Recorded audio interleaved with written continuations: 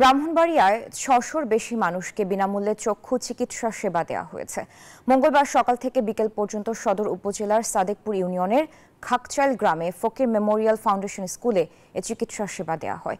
বসুন্ধরা চক্ষু হাসপাতালের সহায়তায় ও ব্রাহ্মণবাড়িয়া সদর উপজেলার খাকচাইল ফকির মেমোরিয়াল ফাউন্ডেশন স্কুল কর্তৃপক্ষের উদ্যোগে গ্রামের এসব মানুষকে বিনামূল্যে চক্ষু চিকিৎসা সেবা দেয়া হয়।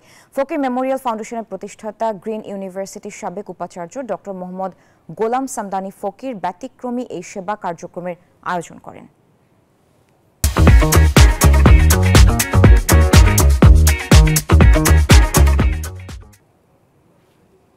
অনেক ভালোভাবে পরীক্ষাগুলো নিছে, অনেক ভালোভাবে আপনাদের বুঝাইছে এখন আমাদের ওষুধগুলা দিয়েছে। এটা চিকিৎসাতে আমার অনেক উপকার পাইছি। যেগুলো সানি আমরা দেখতে পাবো, সানি রোগী ডিটেক্ট করব, সেগুলো আমরা সিলেক্ট করব। এগুলোর ভিতর থেকে প্রতি ধাপে ধাপে সিলেক্টেড নাম্বার রোগী আমরা এখান থেকে নিয়ে যায় ঢাকা বসুন্ধরাইতে আমরা বিনামূল্যে সানি অপারেশনের ব্যবস্থা করব।